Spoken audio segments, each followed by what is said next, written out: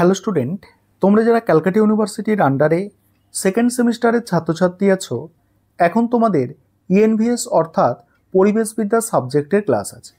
আজকের ক্লাসে তোমাদের ইউনিট 2 অর্থাৎ 2 নম্বর ইউনিট থেকে 3টে গুরুত্বপূর্ণ 5 নম্বরের প্রশ্নের উত্তর নিয়ে আলোচনা করব।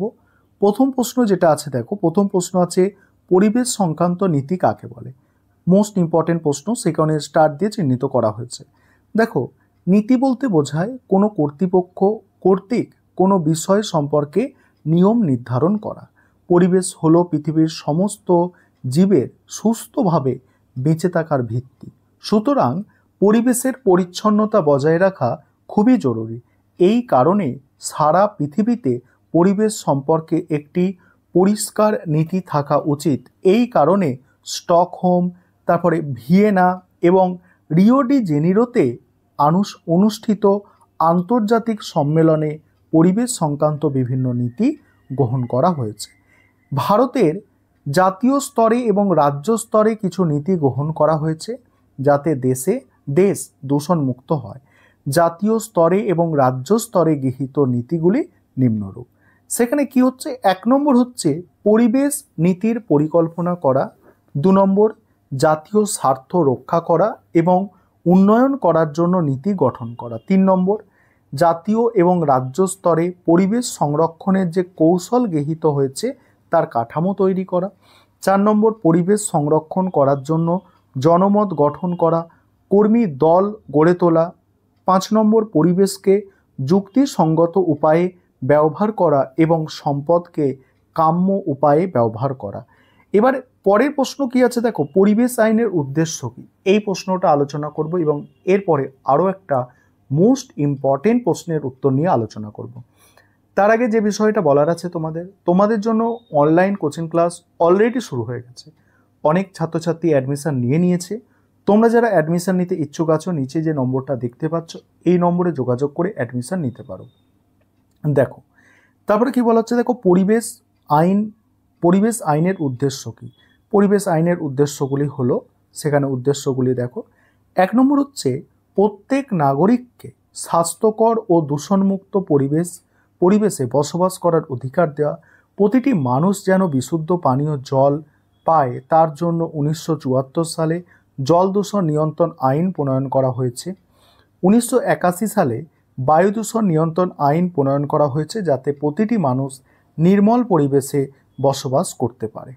1989 সালে একটি আইন প্রণয়ন করা হয়েছে যার উদ্দেশ্য হলো বিপজ্জনক বা দাহ্য বস্তুর উৎপাদন, ব্যবহার, মজুত, তারপরে কি দেখো এটা আমদানি করা যাতে ব্যক্তিগত এবং জাতীয় সম্পত্তির বিনষ্ট না হয়। তারপরে কি বলা হচ্ছে, দেখো শব্দ দূষণ নিবারণ করার জন্য 1981 সালে শব্দ দূষণ নিয়ন্ত্রণ আইন প্রণয়ন করা হয়েছে। কারিগরি উন্নতি ও দেখো জিন সম্পর্কিত গবেষণার সাহায্যে বিভিন্ন ধরনের বৃদ্ধি এবং ছড়ানো রোধ করা। তারপর কি দেখো পরের পয়েন্টগুলো তোমরা দেখে নেবে, এখানে এই কটা পয়েন্ট লিখলেই যথেষ্ট। তারপরে পরের প্রশ্ন, মোস্ট ইম্পর্টেন্ট প্রশ্ন এটা এবারের জন্য, তোমরা যারা এবারে পরীক্ষা দিতে চলেছো তোমাদের জন্য মোস্ট ইম্পর্টেন্ট প্রশ্ন মল্টিক প্রোটোকল সম্পর্কে টিকা। এটা গতবারে ছোট প্রশ্ন 2 নম্বরের প্রশ্ন আকারে দিয়েছিল, এবারে 5 নম্বরের জন্য খুব খুব গুরুত্বপূর্ণ, ভালো করে তৈরি করো। মল্টিক প্রোটোকল হলো একাধিক দেশ বা পক্ষের মধ্যে স্বাক্ষরিত আন্তর্জাতিক চুক্তি যা বৈষয়িক পরিবেশগত সমস্যা সমাধানে সম্মিলিত পদক্ষেপ গ্রহণের জন্য গৃহীত হয়। জাতিসংঘ এবং অন্যান্য আন্তর্জাতিক সংস্থার উদ্যোগে এই প্রোটোকলগুলো তৈরি হয় এবং জলবায়ুর পরিবর্তন, দূষণ নিয়ন্ত্রণ, ওজোন স্তর সংরক্ষণ, জীববৈচিত্র্য সুরক্ষা ও টেকসই উন্নয়নের মতো বিষয়গুলির ওপর গুরুত্ব দেয়। এবার উদ্দেশ্য কি আছে, দেখো উদ্দেশ্য 1 নম্বর প্রথমত বৈষয়িক উষ্ণতা নিয়ন্ত্রণ করা। গ্রিনহাউস গ্যাস নির্গমন হ্রাস করার লক্ষ্যে কিয়োটো প্রোটোকল সালটা দেওয়া আছে, প্যারিস চুক্তি গৃহীত হয়। এগুলির মাধ্যমে কার্বন নির্গমন কমিয়ে জলবায়ুর পরিবর্তনের ক্ষতিকর প্রভাব নিয়ন্ত্রণের চেষ্টা করা হয়।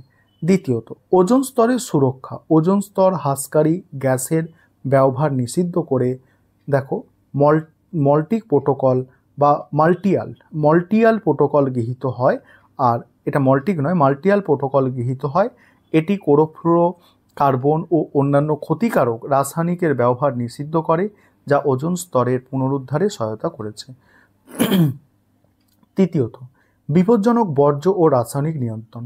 বিষাক্ত ও বিপজ্জনক বর্জ্যের পরিবহন নিষ্পত্তি নিয়ন্ত্রণের জন্য দেখো বেজল কনভেনশন এবং ক্ষতিকারক রাসায়নিক নিয়ন্ত্রণের জন্য স্টকহোম কনভেনশন গৃহীত হয়। চতুর্থ, জীববৈচিত্র্য সংরক্ষণ। দেখো জেনেটিকভাবে পরিবর্তিত জীবের পরিবেশগত ঝুঁকি হ্রাস করতে কার্টাজেনা প্রোটোকল গৃহীত হয় এবং জিনগত সম্পদের ন্যায্য বন্টনের জন্য নগোয়া প্রোটোকল চালু হয়। এবার পঞ্চমত, টেকসই উন্নয়ন নিশ্চিত। পরিবেশ সংরক্ষণ ও অর্থনৈতিক উন্নয়নের ভারসাম্য আনতে